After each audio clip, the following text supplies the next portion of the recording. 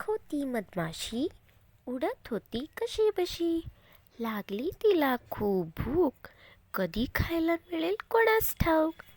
लांबून तिला आला गोड गोड वास, मधमाशीला हसू आलं खास. जिलेबीवर मारला चांगलाच ताव, पोटोबाटम फुगला की राव. आता काय उडता येईना, काय करावे काही कळेना. टेबलावर दिसली गुलाबाची कळी, त्या कळीत झोपून गेली खुळी, त्या कळीत झोपून गेली खुळी.